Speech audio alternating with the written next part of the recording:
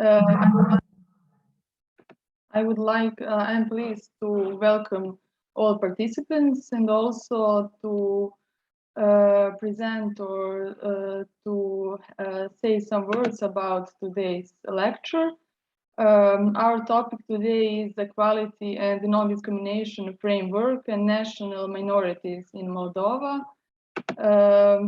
Our today's lecture will be presented by Aliona Grossu. She is an active NGO worker and human rights defender. Also, Dr. Grossu has been working closely with general human rights and specifically minority rights issues as well as gender aspects. Dr. Aliona Grossu is the director of the Jewish community of the Republic of Moldova. She also used to work with several Moldovan NGOs, leading the Center for Ethnic Integration of Moldova, the International Center for Protection and Promotion of Human Rights, La Strada, and cooperating with think tanks and civil society organizations, international organizations in the country as well as abroad, in the position of national, international experts and consultant.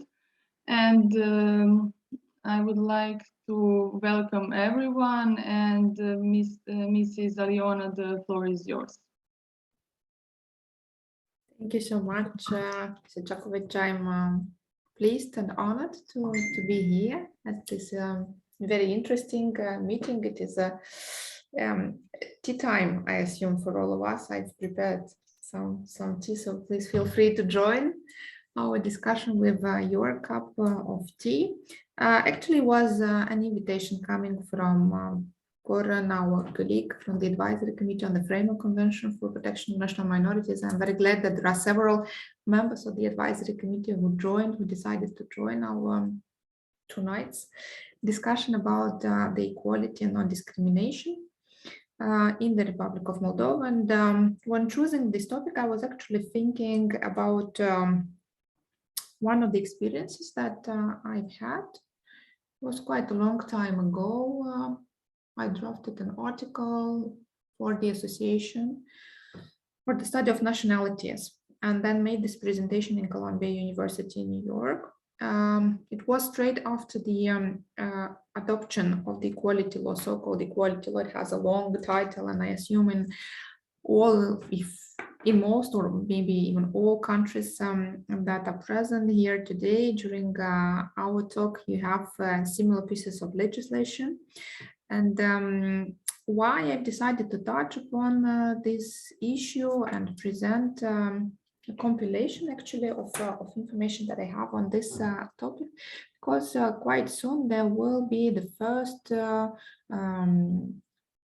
anniversary of the adoption of this law. So I was thinking how useful was the development as well as the adoption, but also the implementation of this law. I assume that in our country, we don't really have a comprehensive mechanism to monitor the effectiveness of this law. We carry annual assessments on the phenomenon of discrimination in the society. We are measuring which groups are discriminated more often.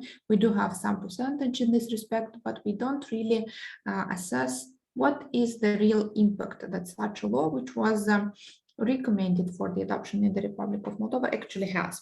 So what I will try to do is, using the time, probably you will guide me, Mr. Djokovic, on how we shall better use the allocated time, but I will try to shortly guide you through a little bit of the historical perspective of the adoption of this law, the current situation in the realm of equal treatment and prevention of discrimination towards national minorities. I was also thinking to choose a case from the jurisprudence of this Equality Council, which is the body in charge of the implementation of the provisions of this law, 2012 Equality Law. adopted in Moldova, and I've chosen one of the cases for tonight's presentation that deals with explicitly with the situation of the community that I'm leading in my position of the director. So the Jewish community. It was a prominent case actually, which had a debated decision approved by the Equality Council, and I will try in general lines to present it to you. I don't know, maybe you've had such an experience of interaction with similar bodies, maybe you even are part of such collegial bodies or any other mechanisms that are set for the promotion of equality and prevention of discrimination. Anyways, I would be glad afterwards to hear your feedback on whether you see that such decisions that are already based on the provisions of the law and are adopted by such bodies as the Equality Council, and I will tell you in general lines how does it function here in the Republic of Moldova, whether you feel that this is sufficient or we can improve these mechanisms not only in my country but also in the region, and what could be done better. As you all know, the idea of having such comprehensive anti-discrimination legislation was driven by the fact that very specific directives drafted by the European Commission exist in this area, and it was a recommendation which I assume was also given to Serbia, but not only, even before the detailed discussion of the association and exception agenda with the European Union, this being one of the conditionalities. So for Moldova, it was really a push factor. The visa dialogue with the EU, the liberalization of traveling, the adoption of specific pieces of legislation were the preconditions set by the European Union. And this is how actually such a law was adopted in the Republic of Moldova. But I will just take it gradually, step by step. Will guide myself by the notes that I've prepared for our today's discussion. It's easier also because I will be referring to a very specific case, and I will have to quote both from the law as well as from some of the statements that were made by politicians, because I've tried to choose a representative, let's put it so, case for our today's discussion. And then I'm sure that I will share some of my thoughts regarding the recommendations which could be made at this point in time for the Republic of Moldova, but maybe they are also relevant or pertinent for other countries. So it would be good to hear also your views, dear colleagues. Just a small introduction. As far as you know, the Republic of Moldova, it is a small state in the Eastern Europe, which proclaimed its independence following the collapse of the Soviet Union and its dissolution in December 1991. And it went through controversial stages in its history, regaining its independence. And now for 3 decades, Moldova has been involved in a very continuous search, I have to say, for an affirmation of a national as well as state identity. And following the history of many European countries, which ended up with trapped minorities, when drawing their borders, former Soviet republics, including Moldova, sharpened the focus on the debates of linguistic, historical, ethnic affiliations of the inhabitants, which resurface over the years and generate cleavages in the society, particularly when the new round of elections are in place. And in fact, the region's population consists of groups of people often with very mixed ethnic background and multiple ethnic as well as religious, but also linguistic affiliations. And the regional European system that Moldova strives to follow actually juxtaposes its international protection instruments and human rights values to the post-Soviet remittances. Thus, a comprehensive diversity management system seeks to encompass the roots and the progressive tendencies, quite often failing to accommodate these very heterogeneous components. And before accepting the need to adopt a comprehensive legislation in the realm of anti-discrimination, as I said in the introductory remarks, Moldova has many times referred to the multiple clauses prohibiting discrimination, including the ones that have already existed before this in its legislation. For instance, the provisions of the Constitution, like in constitutions of many countries, we do have the principle of equality, quotidia, which says that before the law and the public authorities, without distinction of race, nationality, ethnic origin, language, religion, sex, opinion, political affiliation, wealth, or social origin, all people are equal. And also there is the electoral code, for example, that states that citizens of the Republic of Moldova may vote and be elected without distinction of race, nationality, ethnic origin, language, religion, sex, opinions, political leanings, assets, or social background. The principles of equality are also enshrined in many other pieces of legislation, such as the criminal code, for example, the code of criminal procedure, civil code, the code of civil procedure, family code, labor code, administrative code, law and press, and others. Moreover, we do have specific legislation that is the law on the rights of persons belonging to national minorities, as well as the status of their organization, the legal status of their organization, that guarantees to persons belonging to national minorities the right of equality before the law and equal protection. And this is specifically one of the articles of this law that prohibits all discrimination based on belonging to a national minority. And actually, the existence of such provisions enshrined in the law, which target specifically the persons belonging to national minorities in Moldova, determined some of them not to be interested in a way in the adoption of a comprehensive anti-discrimination legislation, according to some representatives of national minorities. At least this was the argument behind. And the differential treatment or positive measures actually were mainstreamed in the national legislation de jure. And the special measures were offered to protect national minorities and the specific elements of their identity.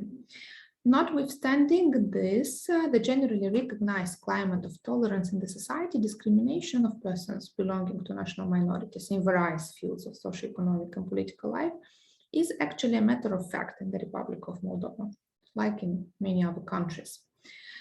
This is where the issue of legislation implementation comes into our attention, and this is how the discrepancies between actually the legislative framework as well as the reality in practice. So this justification of the equality law adoption depicted by some reports speaks loudly about the existence of discrimination practices and discriminatory attitudes. This is how actually the work on the drafting of this piece of legislation started much earlier than its adoption per se, and it was back in 2007. And then it took almost 5 years for the equality law to be adopted with a number of reservations.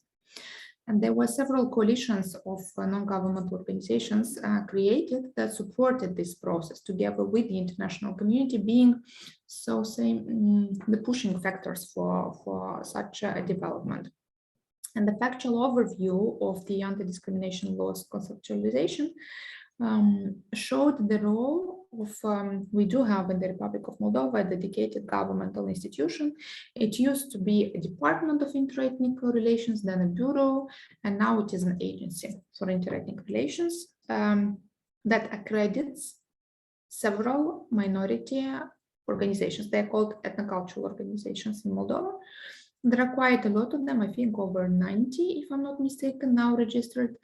But those that are very active and take part in the Coordination Council of Ethnocultural Organizations that at that time participated, even if not very actively, in the process of consultation and drafting of the equality law. So there were around 30. But this participation process was quite limited throughout the entire process of drafting, consultation, and even now implementation process. And this is what I'm witnessing together with my colleague over this almost a decade since the adoption of the equality law.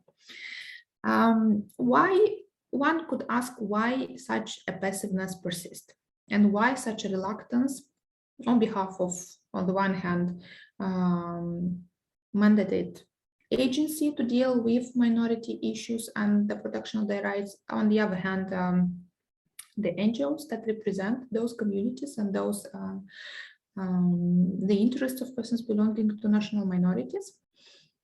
It somewhat led to the fact that the coalition, which was created for the development and promotion of this equality law, actually included a lot of human rights NGOs and just one national minority organization, which represented the Roma community. So upheld by the Civil Society Anti-Discrimination Coalition and supported by the experts from the international organization, a draft, just for your information, was first submitted in 2007, whereas the legislation itself, the law, was approved in 2012. At that time, when the first draft was developed, the institution in charge of the implementation of the provision of this law, as well as the monitoring of its implementation, was actually the Ombudsman institution, or the Center for Human Rights Protection at that time in Moldova. Now it's People's Advocate, the title of the institution. A government commission was supposed to take a legislative initiative and then to harmonize the legal framework in accordance with the provisions of this law. And then it took another 3 years. So you can imagine it was a very long process, and I would be curious to learn from you how, in case you are aware of how the whole process went through in the countries where you work and live. And for the Republic of Moldova, I can firmly state that it was the EU-Moldova visa dialogue actually that was a catalyzation factor for the final adoption of the law. And in this first phase, because in comparison to the Western Balkans, the process of EU-Moldova visa dialogue was more complex. It had two separate phases. The first phase was the legislative phase, and then the implementation phase. Legislative phase consisted of the development as well as adoption of several laws, including the equality laws, I said. And then the second phase was linked to the implementation of the provisions actually of these laws. So in this first phase, legislative and policy framework, it clearly stated the benchmarks to be achieved for further advancement and then subsequent visa-free regime granting. So it was a pure conditionality for the Republic of Moldova. And under this fourth block of the action plan, external relations and fundamental rights, the comprehensive anti-discrimination legislation adoption was clearly mentioned. And it is actually, it was catalyzed by the political forces to take the legislative initiative on the agenda. And here I would like to make just a comment, which is also quite relevant. Moldova, in a very considerable majority, is an Orthodox country. And the Orthodox Church plays an important role in different processes, including in some processes where you wouldn't expect the ecclesiastic ponderance to be so prevalent. And with the development of this equality law, the Orthodox Church actually firmly condemned the process. It contributed to the shaping of the public perceptions, and then actually determined the high level of politicization of the public debate in this respect, I may say. And the most debated provisions in the document appeared to be the ones that outlaw discrimination on the ground of sexual orientation, which was totally new and very uncommon for the society in my country. On the other hand, it was also another phenomenon, and now getting ready for a new cycle of monitoring for the Republic of Moldova within the implementation of the provisions of the Framework Convention for the Protection of National Minorities. I was actually thinking about the need to look back to some events which happened in 2011, and namely was the registration of the Islamic League in March 2011 by the Minister of Justice that was a long time resisted and prohibited, including by the authorities, and it went up through to the European Court of Human Rights. So they set up arguments to the rather discriminatory and inciting rhetoric of some representatives of the religious communities who actually protested against such legislative initiatives. And it was remarkable that in some national minority communities, the discourse was very much in line with what was going on overall in the society. So the communities, national minority communities, actually refrained from adhering to the non-discrimination coalition, rejecting their attribution to this civic group, which fought for sexual minority rights. So, although expected, this process hasn't contributed back then to cohesion or unity among the civil society organizations and national minority ones. And the clear stratification in the society with the argued supremacy of some legally protected groups over the others was remarked, which was actually a huge disappointment, I have to say, for many of us. And then just to go through the modified version of the law, it was hardly pushed, including from the exterior in the Republic of Moldova. It was approved by the government in February 2011 with no success in its further promotion to the parliament. Then there was a process of changing, modifying the law, leaving some of the protected criteria under only certain articles, like the protection from discrimination on in labor relations for representatives of sexual minorities, for example, but not overall, like generally protected criteria. With almost no consultation, I have to say, as it appeared on the public website of the Ministry of Justice in May 2012, with a very short period, like 3 days, I think, for comments that were left. And then on 25th May 2012, after several years of boycotts in the parliament and protests in the society, this comprehensive anti-discrimination law was adopted in the Republic of Moldova.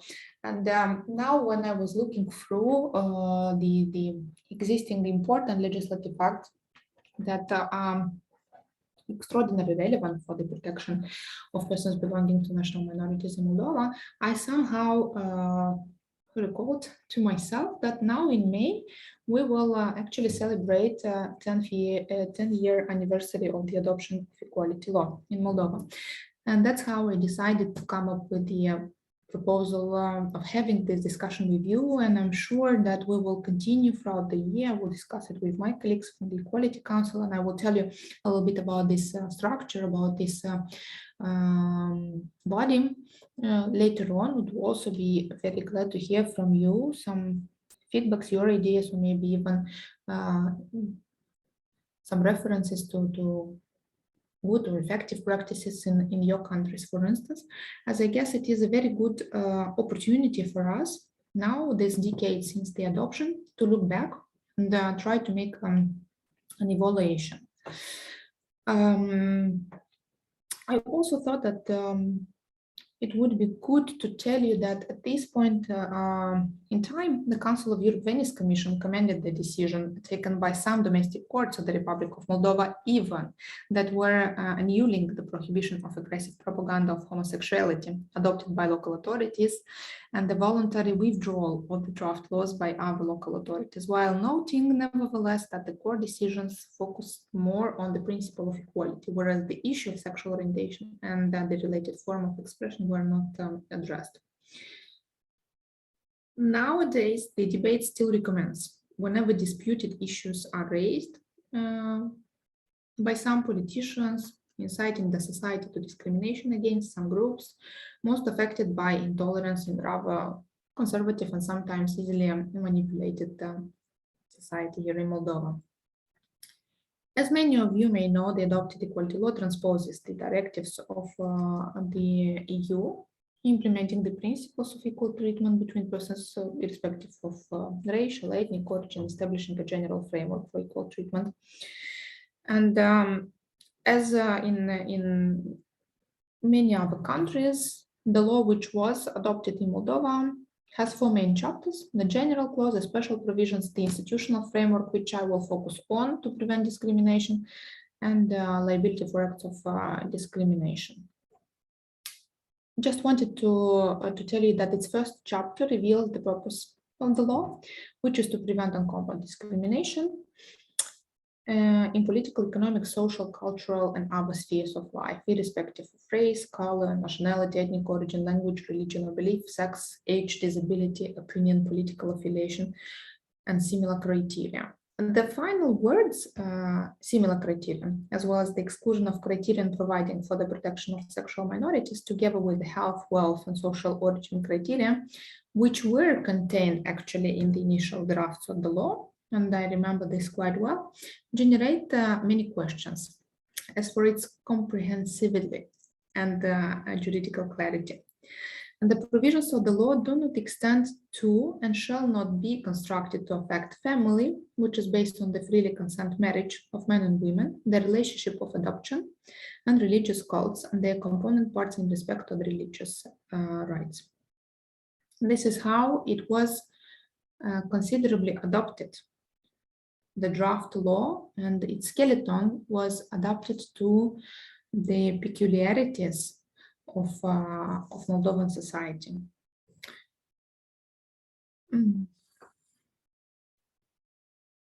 I would like to introduce you, because I will be speaking about the case which was dealt by the Equality Council.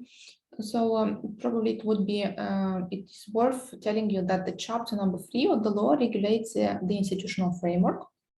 Thus, an examination of the institutional framework of other countries shows the existence of independent entities empowered to prevent and combat discrimination. And in this context, the creation of the Council on Preventing and Combating Discrimination and Ensuring Equality, this is the long name, but we just call it Equality Council in Moldova, it appears in the law, which is a major difference from the first drafts developed when the reference was made to the Ombudsman institution, which was empowered or in charge of the implementation of this law. So a few words about this council. As set in the law, it is a collegial body, like in many other countries. Under the public law, it is established in order to protect against discrimination and ensure equal opportunities and treatment to all persons who consider themselves to be victims of discrimination. The council has to act impartially and independently.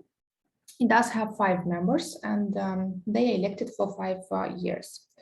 And the latter requires provisions of administrative apparatus in order to ensure effective work. Among the tasks and competences of the Equality Council are the development and promotion of policies against discrimination, also the promotion and initiation of proposals for amendment of legislation where it is the case, collecting information on discrimination phenomena, monitoring the implementation of the legislation, and also the received examination, as well as decisions related to possible or to cases of possible discrimination.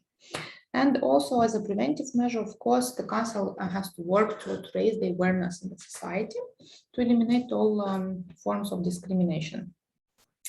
And again, a very interesting fact that the first composition of the council was only determined in June 2013. And if you recall, as I told you, the law was adopted in May 2012, and then the council was only elected a year later from the adoption. And it is now its second mandate for the members of the council, which has already once changed its composition.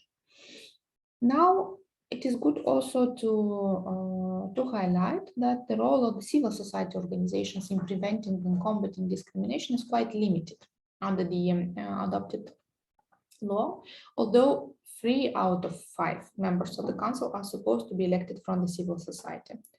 There are no structural dialogue formats with the civil society organizations enshrined in the law, but effective cooperation with various civil society organizations has been established in the last year. So there are some consultative platforms. There is also ad hoc consultation with the representatives of the civil society.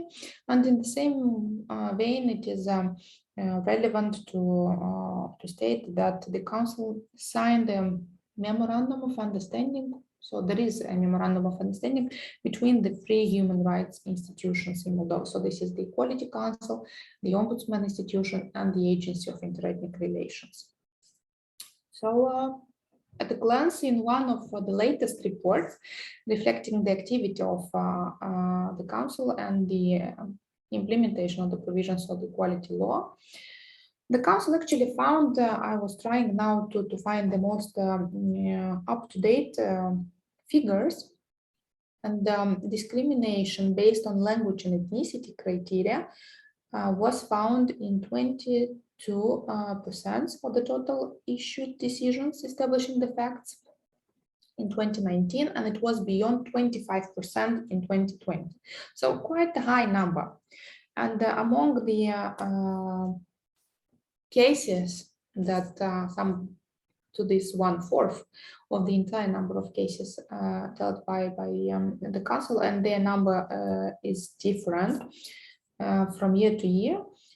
It is almost always for this category of discrimination based on language and ethnicity, the impossibility of the persons belonging to national minorities to use the Russian language before the courts of law.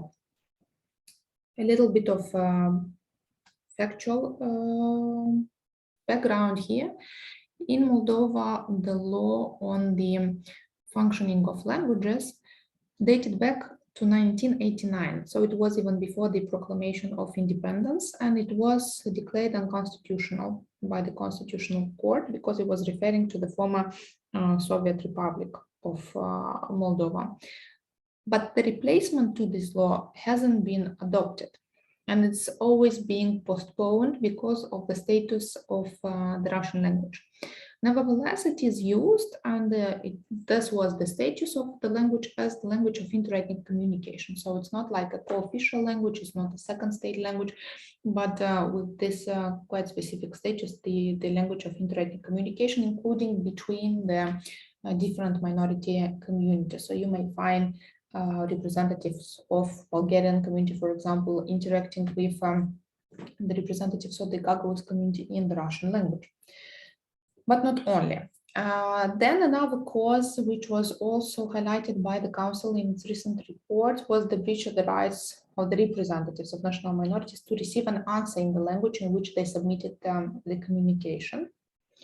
It was also the highlighting in a negative way the ethnicity in the media, the discriminatory access to information regarding the instructions for the use of medicines, and also differentiated behaviors generated by the lack of state language knowledge by persons belonging to national minorities.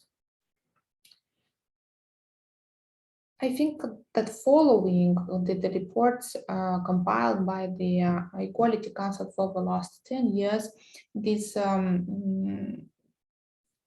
cases that relate to the impossibility of persons belonging to national minorities to use the Russian language before the courts of law is arising as one of most common causes of discrimination that persons belonging to national minorities complain about before the Council. And in spite of the efforts made and of the decisions issued in the period from 2013 to 2020, the Council regretfully found that the issue of discrimination based on the language ground in terms of access to justice persisted,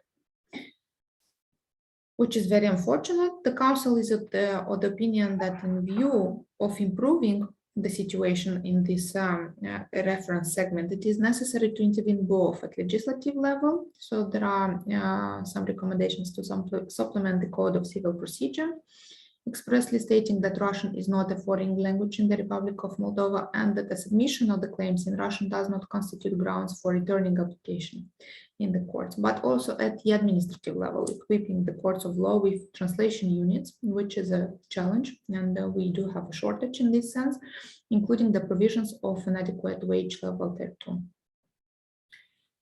Another challenge and the case that I will be speaking about highlights the ethnicity in the public discourse in the media in a negative way, discriminatory, stereotypic, pejorative manner.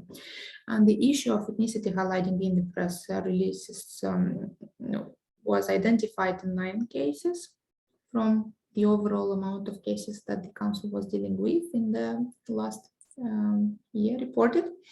And decisions establishing the facts regarding discrimination based on these criteria were adopted by the council. And it actually noted that the use of ethnicity in the context of describing negative events is merely a highlighting of the minority status based on ethnic origin, and it serves as a ground for making decisions with a disproportionate impact upon the members of the minority community in question, who have actually no relation to the criminal activity.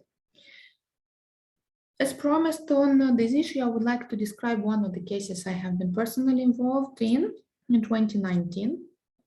There was a very difficult political crisis, but also economic one in the Republic of Moldova. And among those who were actually considered the perpetrators was a politician, a famous one with a Jewish background. And I have to say that the debates that were generated by this crisis in the society had a huge impact on the overall situation, the perception, as well as the portrayal of the Jewish community in Moldovan society. And then the decision taken by the Equality Council in respect of this case was a very disappointing one, I have to say. I do have its description, detailed description, and it's actually public. You know that they're made public. I don't know if the English version is available on the webpage, but I do have a translation if some of you would be interested to read it in details. So the petitioner was the Jewish community of the Republic of Moldova, an NGO, and the respondents were several political and opinion leaders.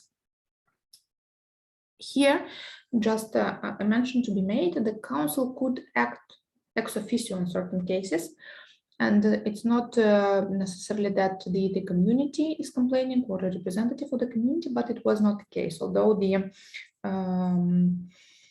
debate was a heavy one in the entire society, so you couldn't expect that any human rights institution could be capable to stay apart from whatever was going on.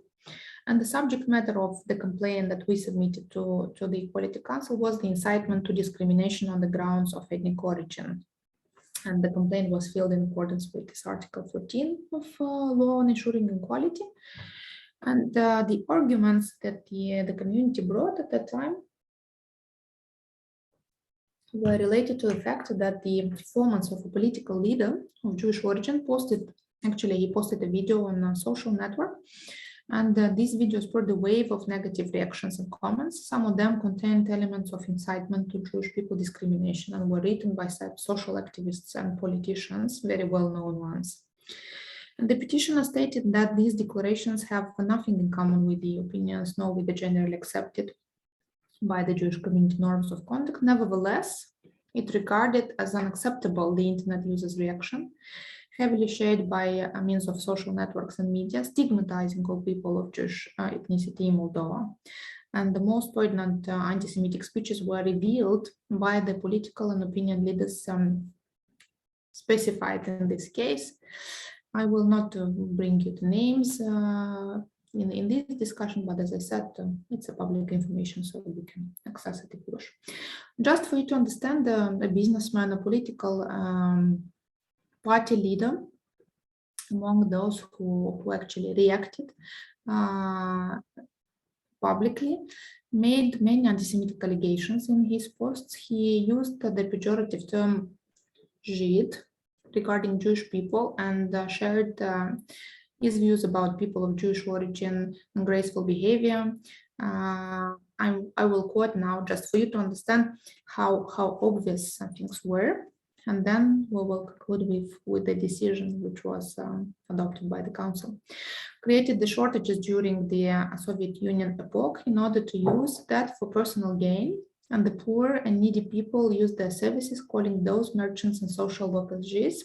Moreover, the author of the post affirms that there are few Jews in the contemporary history of Moldova. The intelligent and respected ones had left, while the Gizi had stayed behind.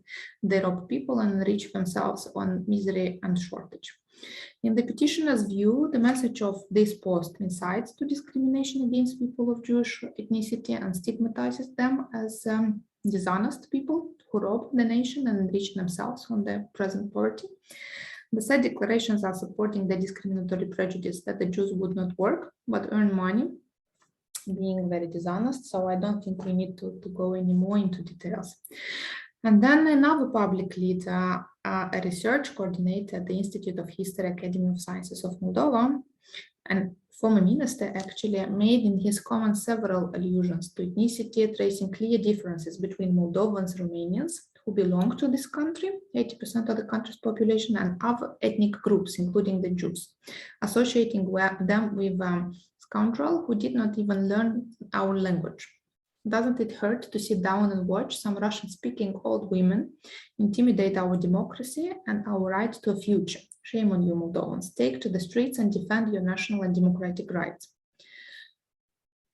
I was quoting, as you could understand, the publications of this person.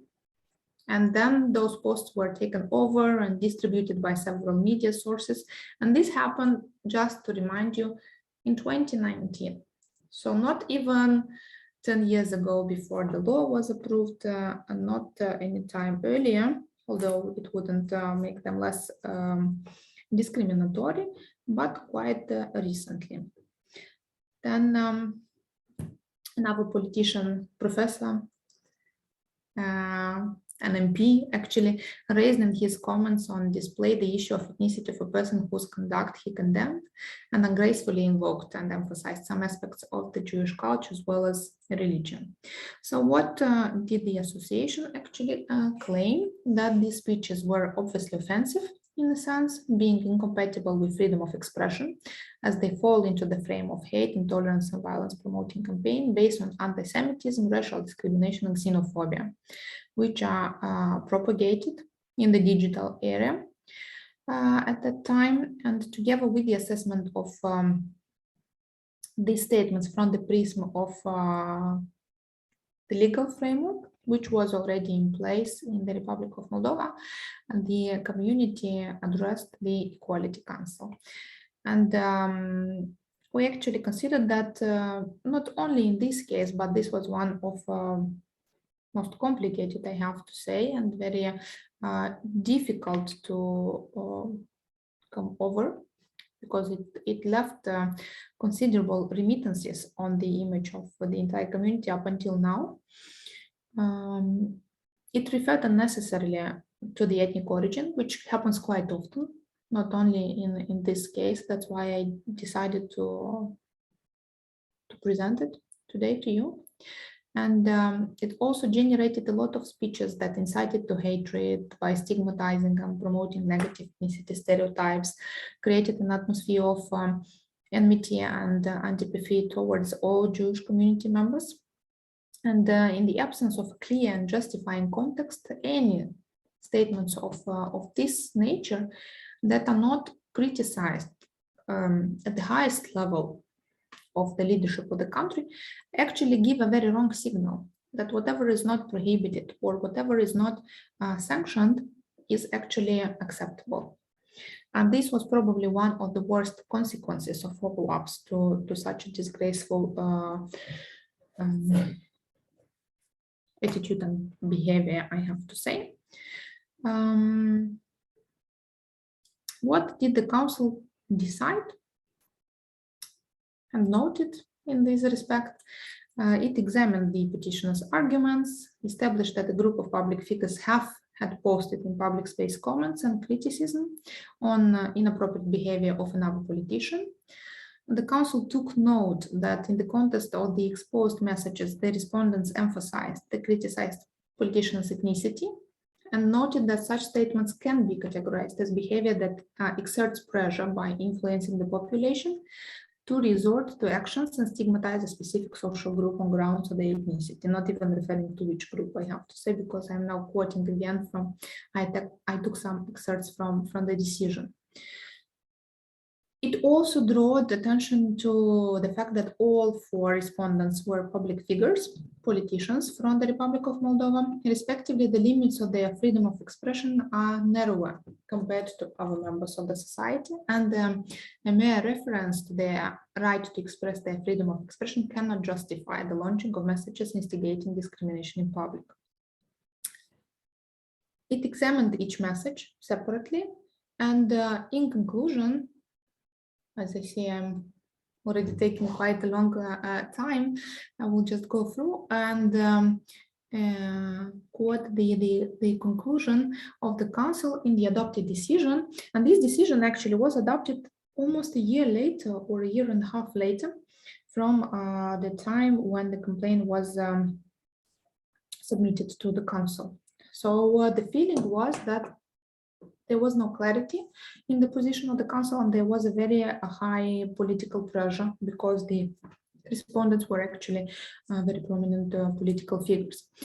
So I was quoting some of those messages just for you to understand the level of discriminatory signals that they were sending, and then the Council concluded that the messages presented by 3 out of 4 politicians do not constitute an instigation to discrimination on grounds of ethnicity, and only 1 actually was supposed to delete discriminatory messages from the public space, and then in future be diligent when expressing themselves, addressing sensitive topics, to avoid approaches that could compromise the principles of a diverse, inclusive, and tolerant society, and use the language that promotes inclusion of all groups in the society. This is what it is. We do have such cases, we do have such decisions, notwithstanding the fact that there is a dedicated comprehensive law adopted, and a body which I find overall quite efficient. But as I told you, acting as a collegial body, sometimes there are some divergences between the members when they vote certain decisions. Some of them even abstain in case they find that there are some conflicts of interests. The question which I would like, and it is still more a rhetoric question to address now in conclusion maybe of my presentation, is whether or not non-discrimination and national minorities do constitute a new public agenda in Moldova over the last decade. Just for your information, according to a recent sociological study, discrimination in Moldova, the public opinion, or the public opinion barometer, we also call it sometimes, and the Equality Council is engaged also in designing such studies. The most discriminated social groups are poor people, older people, people with physical, mental disabilities, homosexuals, HIV positive people, people with risk behaviors, but also people belonging to some minority groups, and specifically religious minority groups, other than the representatives of the Orthodox community, as well as the Roma, are the groups preceding most unaccepted categories of the population in the list. And the latest would be accepted as members of the family by only 1/4 of the population, according to the respondents. As for the religious tolerance promotion, no specific programs are implemented in the country, and the issue is periodically raised by denominations other than the Orthodox Church, including Muslims, Jews, as well as other religious communities.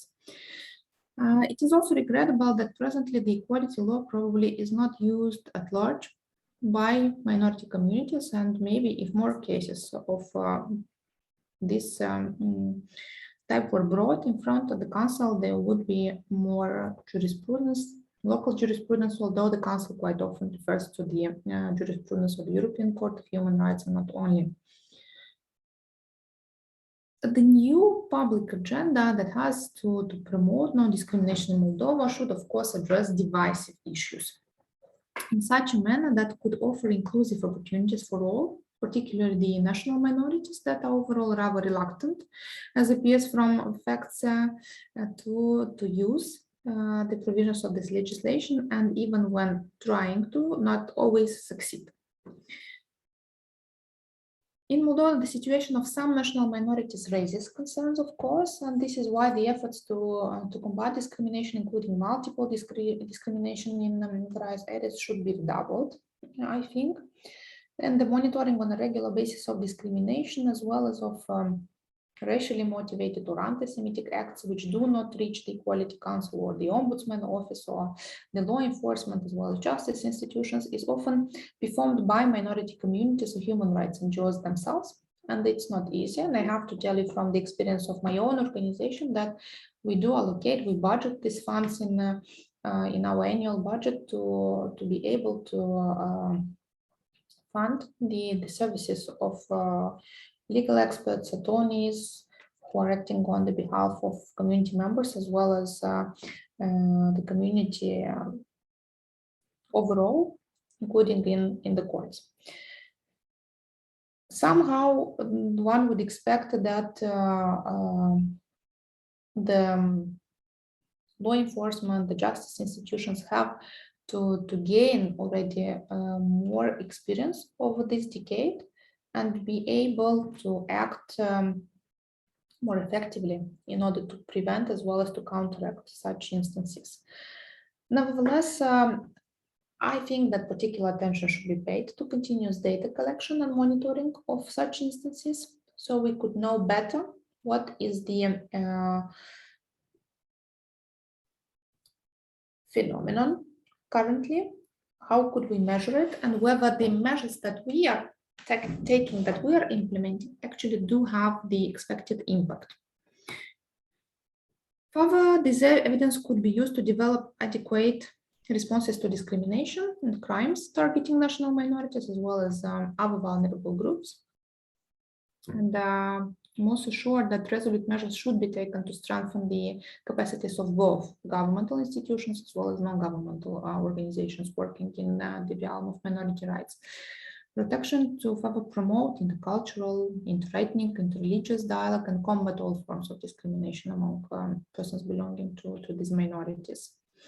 And now, overall, the limited number of appeals to the Equality Council on behalf of minority representatives denotes still, even after these 10 years of the law implementation, that it remains an outstanding issue. And certain politicians, as well as some media, the internet disseminates stereotypes. It is very challenging to address those, and while there is no dedicated mechanism to monitor such instances in the online area, it is even more difficult for the representatives of these communities to address effectively this issue. Now, in conclusion, I would like to say that the understanding of the negative impact of discrimination has on enjoyment of any type of rights, actually including economic, social, cultural, religious rights, is the solution of the continuous dispute in the society. It is, of course, the marginalization and humiliation of the individuals that create barriers towards the construction of a real democratic society in our country that is based on human rights principles and respect them. And on its way to the EU inclusion, which is still considered the country's first and foremost priority, non-discrimination should become a component of the new public agenda at the highest decision-making levels, as well as among the society at large. National minorities are the ones to fully and consciously benefit of it, I think. I thank you very much for your attention, and I would be glad to hear your feedbacks, comments, questions, maybe if you have some.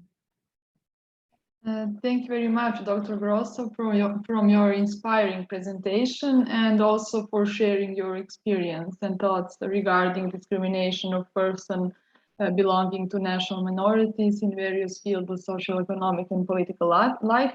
Your lecture was very clear and concise. And also, now I will open the floor for questions. Does anyone have a question? Mrs. Vukomanovic has a question. Thank you, Dr. Grossu, for your very detailed presentation on legal framework. But as I'm political scientist, politicologist, I would like to ask you just a little bit more information about political context, political background of the issue of national minorities, especially concerning the issues of so-called old minorities, meaning Romanians, Russians, etc., and these new minorities, as you gave us ample examples, like people who belong to new vulnerable groups, like concerning their sexual orientation or health, HIV, etc. What would you tell? Does our post-communist, if I may say so, or post-Soviet societies are still suffering from the problems, unsolved problems concerning the old minorities. So you have mentioned the examples of Russian language speaking persons and also of Jews, but what would you say? Does this minority-oriented agenda is more and more oriented towards new minorities, or we are still suffering to resolve those old animosities between majority and ethnic minorities? That's all. How would you like me, Madam Moderator, to act? Would you like me to maybe hear a few questions and then reply to them, or shall we take one by one? As you wish. Yeah, I think we could take some more questions maybe and then have a Okay. shorter Does discussion. anyone else have a question maybe?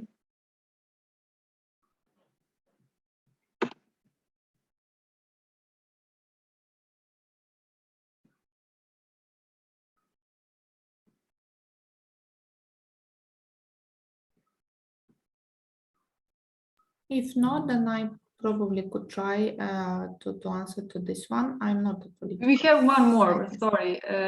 Ms. Ksenia Markovic has a question also. Hello, everyone. I have just one question about this political context. This is regarding to the previous question, so I think maybe it's a good time to ask now.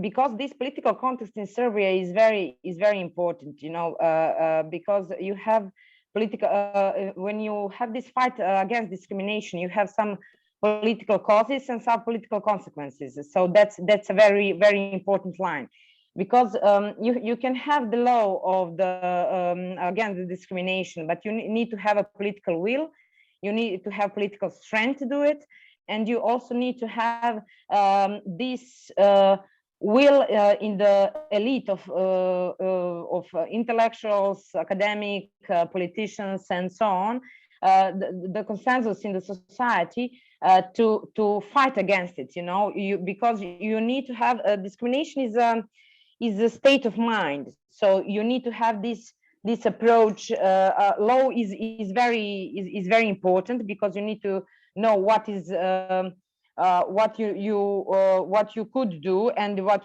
you cannot do, because law said no to do that. But also it's very important to have this lower impact of discrimination on the people belonging to these groups. You need to have this changing in political culture. You know, you need to have a different you need to have a different view and the picture of these groups. That's very important to have this benefit of this law, because if you don't have this benefit of the law, you will not have this bigger change that I think we all want to see. That's only maybe a comment, but the question would be, do you have any impression that this political context and political will and political strength is important in Moldavia to have some faster improvement in this area, to have some better society without discrimination. Yeah. Although I have a legal background, not a political science one, I would like to, first of all, maybe try to answer to the first part of the question, to the first question, saying that wouldn't state categorically that post-Soviet term in a way or approach loses its relevance for contemporary situation in Moldova. And this, as you said, state of mind, I think it could also be applicable in this case. Endless transitionality in economy, but also mentality. Moldova inherited much of its contemporary visions from the Soviet past. So I wouldn't say that it's a totally new or reshaped or updated agenda, because the changes in the society, they take long time, and it has only been 3 decades ago, out of which one was already with a certain prioritization of the prevention and fight against discrimination. It's still not enough. And the great transformation in this way of Soviet nation building project, if I could say, describes the fact that most extravagant ethnic diversity that any state had ever witnessed, where all nations considered to be equal in theory in the Soviet Union, whereas some were anyhow considered to be more civilized, while the others were decided backwards and left in traces.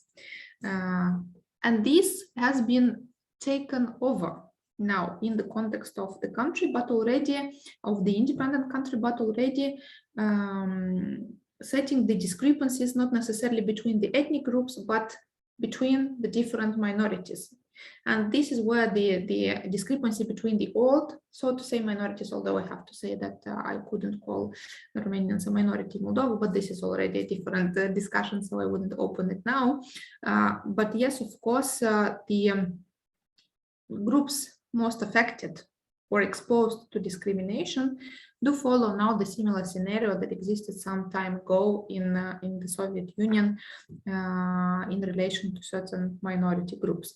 And this is how some of my colleagues, including myself, also explain the fact that minority or classical ethnic minority groups were very reluctant and actually stayed aside from the process of the development as well as the adoption of legislation, having these provisions already enshrined in some acts and being afforded certain grade of protection. We can now debate on how effective it was. Was it just in the law or also in practice? Because apparently in practice, all the groups actually suffer from certain degree of discrimination, not depending on their attribution to the certain groups, be it all the minorities or other groups of minorities or ethnic minorities and other groups of people who are also exposed to discrimination. So this is really the case, and that's probably one of the arguments why still the application of the law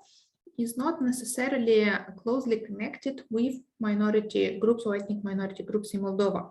Because initially the development of this legislation was somewhat imposed and exported from the European Union. So it was not a process which was generated by the grassroots organizations or the understanding of the society or the civil society that yes, indeed in Moldova we need a better protection. That's why we are going to develop this law.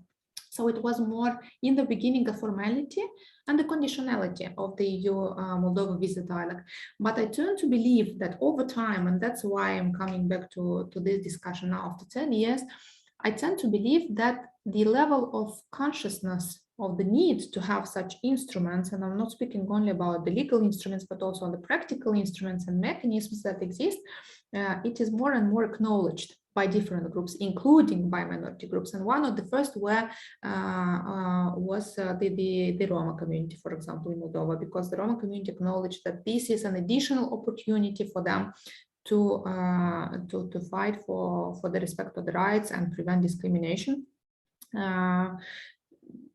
As the Roma community, as well as Muslim community, as well as Jewish community, are still the groups that suffer a lot from discrimination in this country. So probably this would be, in a way, the answer to the first two questions, if I may.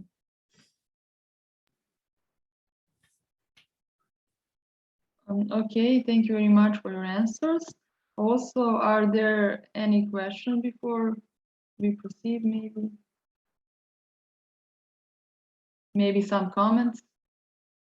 If I may ask the colleagues, because I would prefer that this discussion would be an interactive one, find from the experiences of the countries you're coming from, with similar experiences, both on the implementation of the equality legislation as well as its application in practice over the time.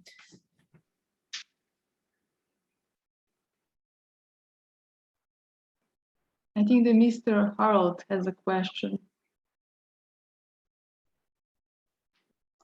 Yeah, yes, thank you. Rather a question than an answer to you, Aliona, because I do not feel like the proper expert to answer the question. But if I may, I was very inspired by your lecture. Congratulations, and I very much enjoyed much information, but in a very concise, systematic manner. And I think that I have a better picture now about the anti-discrimination law in Moldova. And I also like the connection between anti-discrimination in a more narrow sense and the problem of incitement to ethnic hatred.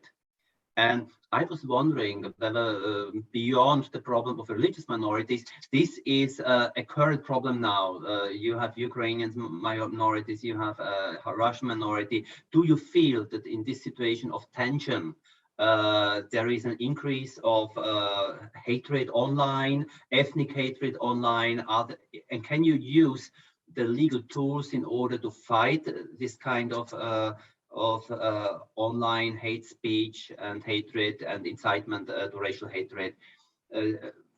I would be very interested to hear your view. Yeah, thank you very much, dear Harold. Indeed, I think it is important now to explain that the use of the instruments provided by the equality law gains popularity because it is sort of an easier opportunity rather than referring to the provisions of the penal code. And the incitement to hatred is, of course, part of the penal code, and it is sanctioned in accordance with the articles from the penal code. But referring to the penal code, first of all, requires a considerable preparation on behalf of, let's put it so, a victim on the one hand, and on the other hand, the reluctance of the population generally to address the law enforcement as well as justice institutions. And in this situation, the Equality Council is a bridge that sort of tries to come closer to some groups, some vulnerable groups of the population, assisting them and working more on the prevention side, trying to do everything possible, at least this is part of the mandate, to reduce the number of criminal offenses that could potentially lead not only to incitement to hatred, but also to hate crimes as well as hate speech. And we are revising now the legislation in this respect too. And that's why, of course, I see a direct connection. And of course, I see the relevance of having both this law as well as the council, the decisions of the council and its preventive role in a way, as well as the support that it offers to the law enforcement and justice institutions and the courts, of course. Now, with maybe not that much with the geopolitical tensions related to the situation on the border with Ukraine, but overall, with migration crisis, the political propaganda, yes, of course, we do see a rise in the hate speech, and especially online. And as I'm mentioning quite often to our international partners, Moldova lacks a mechanism of reporting such cases of hate speech and discrimination online. What we are doing in my organization, we are addressing, in case we do, and the monitoring is part of our activity, we are addressing the news portal, the online platforms with our own complaints, saying that, you know, you have to be more attentive on what you publish, especially in comments. But effectively, if there is no goodwill on behalf of such a platform, then there is very little of what you can do. And unfortunately, we know very well these platforms that continue to spread, and I'm even afraid that it is being done on purpose, because there are a lot of bots and robots that produce those messages on purpose, and sometimes you could witness that certain articles are published out of the blue without any connection with the situation in Moldova, just targeting a certain group, and then the comments are being generated by the merely appearance of such an article. So in this respect, I see a huge gap, which is not covered neither from the legislative point of view, nor from the practical point of view, and you wouldn't be able to identify one single institution with whom you could cooperate in this area. So probably that's a home task for us. I don't know if any country of the region sorted out or solved this problem effectively. That would also be a possibility. There are certain non-government organizations that are acting as watchdogs, and again are trying to compile information and cooperate with these internet platforms. Otherwise, it's difficult to discipline, so to say, them. But effectively, we are providing trainings. The Equality Council is providing trainings. This is what they can do on their side to the journalists, to the representatives of the online media, but it's not a panacea, of course. Thank you.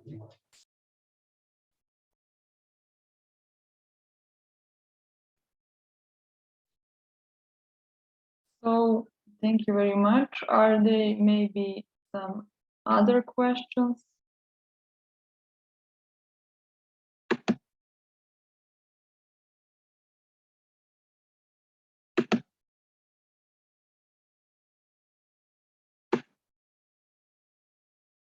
We have about 15 minutes more.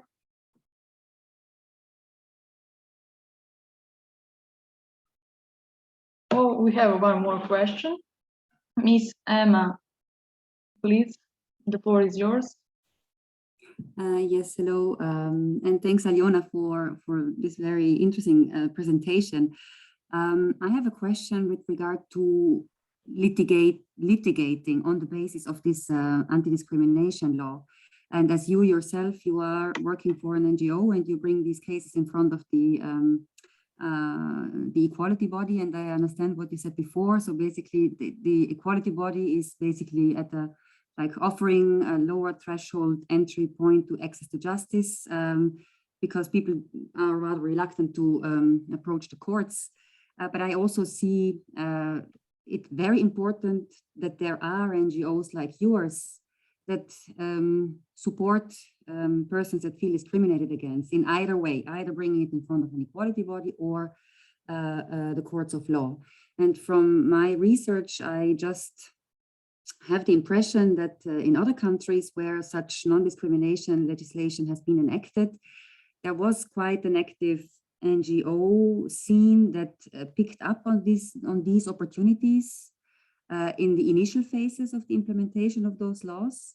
But the longer such laws existed, the less NGOs were using these opportunities, either in front of equality bodies and even less so in front of courts. And you mentioned also that you are budgeting, you know, like the services of attorneys, etc. So could you just tell us a little bit more about what is the civil society sector's development in this area? Do you see that NGOs are becoming more active to support victims of different sorts of discrimination? Or have they realized that this is quite a cumbersome and quite a heavy and quite a costly endeavor to support victims of discrimination, and they are rather trying to be more active in terms of awareness raising and trainings and these kind of issues? Or is that different in Moldova? Because as I mentioned, in other countries in the European Union, but also I would say also in Western Balkan countries, there is this trend of a lack or a growing lack of interest among civil society organizations to really represent victims in front of courts or bringing complaints in front of equality bodies because of a number of challenges that are connected to this kind of activity. So what do you think is the trend in Moldova in this sense? Yeah, thank you, Diana. Indeed, in the beginning, when such legislation was developed, the NGOs were still very active, as there was, first of all, no legislation. Second, there was no specific or specialized bodies, so to say, to deal with instances of discrimination. So they were still quite active. And indeed, they were litigating on behalf of the victims. And it is still the case for some of the organizations, including, for instance, organizations protecting the rights of sexual minorities in Moldova. They are very active and indeed follow the entire path, all the levels here at the national level, and if necessary, also bring cases to the European Court of Human Rights. And that the more this council, Equality Council, actually gained expertise, experience, as well as became better known in the society, what we've witnessed that the role of general human rights NGOs in the litigation process overall decreased or decreases gradually. So you only have certain groups that are most often targeted by discrimination that still have this as part of their mandate. Otherwise, if effective response is in place, you don't need to double the efforts. What we are having on the contrary with the decisions, and the decision that I brought to your attention was actually a scandalous one and does not in any way describe or characterize the entire activity of the council. They have some very good decisions, and both they're acting in the cases of discrimination in public sphere as well as in private. So that's quite helpful, especially for some victims of discrimination, for example, that are being targeted by private employers, for example. And that's a useful mechanism that is functioning, and the private organizations and the private entities are following the recommendations as well as the decisions of the council in a much better way in comparison to the public institutions, I have to say, including the courts, but not only. General ministries are also envisaged in some of the decisions of the council. And what we are having now, and if I may brought your attention to this phenomena, is that some entities that discriminate certain vulnerable groups actually challenge the decisions of the council. And we have cases when these entities bring the council to the court, the complaining part being already as a third party in the whole discussion, and the challenging the decisions of the Equality Council in the court. And it takes a lot of time for all of us as well as the resources. And it's quite surprising that you would waste the public resources, both of the council, because they are, of course, the members of the council, they are independent, and the body is independent. They are approved by the parliament, but the sources for the support of the activity of this body are budgeted from the public sources. And then you lose time and money, and it could really last for years to still keep in place the decision of the Equality Council. And the recent case that we are envisaged in actually is between a media holding and the Equality Council. And the decision was favorable for the community, the complainant, favorable in the sense that the instance of discrimination was attested, but they also referred to incitement to hatred. I have to admit, and I would also be glad if any of you is interested to provide you with the details of this case. But now the media holding actually challenged the decision of the council in court, and now we cannot act upon the decision in the Audiovisual Council for imposing sanctions on this TV channel, because the decision of the council is challenged in court. So the litigation is not necessarily determined, or the procedures are not necessarily determined by the inactivity or ineffectiveness of the council, but that also adds to the limited effectiveness of the decision if it's not imposed and it's not supported by sanctions, and it is not according to our legislation. And this is one of the probably the practical obstacles for a better implementation of this legislation in Moldova.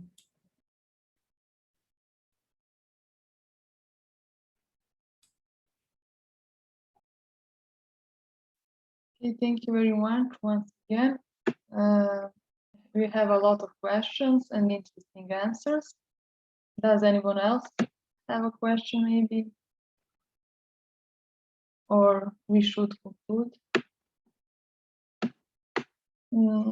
Thank you very much, really, once again, for your interesting presentation, and also from sharing your experience with us. And also I would like, let me conclude by thanking you, all of you, for your time and for valuable insights. Maybe someone would like to say something more. If I may, I would like to thank all the participants in our today's joint tea drinking. I wish it could happen in person. Yeah. It always brings a lot of interpersonal communication and good vibes, as well as energy. So I hope you could extend this initiative to maybe some joint round tables. Yeah, and you are more than welcome in Moldova. And I'm also available to provide you with more details or information. So please feel free to reach out. Thank you so much. It was very interesting. Thank you to Thank the you. colleagues. Goodbye. Have a good evening. Thanks. Bye-bye. Bye-bye. Bye-bye to everyone. Bye, Harald.